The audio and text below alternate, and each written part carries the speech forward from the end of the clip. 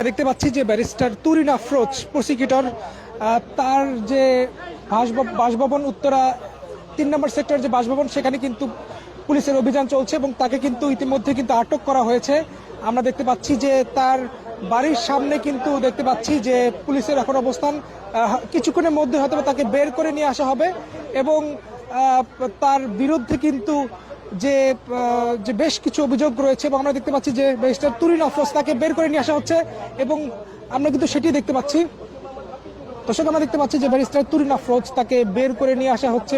Prosecutor barrister Turin আফরোজকে আমরা দেখতে পাচ্ছি এবং তাকে কিন্তু বের করে নিয়ে আসা হচ্ছে এবং তাকে কিন্তু পুলিশের যে গাড়ি সেখানে কিন্তু তোলা হচ্ছে। দর্শক, সরাসরি বাংলাদেশ টাইমসে দেখছেন।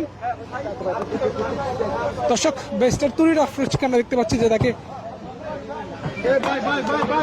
বের করে নিয়ে আসা হলো এবং উত্তরা পশ্চিম থানা পুলিশ তাকে আসলে আটক করেছেন আমরা দেখতে পাচ্ছি এবং পরবর্তীতে হয়তো জানা যাবে যে তার বিরুদ্ধে বেশ কিছু অভিযোগ আসলে রয়েছে। সে বেশ কিছু অভিযোগ আসলে রয়েছে এবং কি অভিযোগে আসলে তাকে আটক করা হলো সেটি পরবর্তীতে জানা যাবে। যদি কোনো অপরাধ আমার বিরুদ্ধে পাওয়া যায়, প্রমাণিত হয়,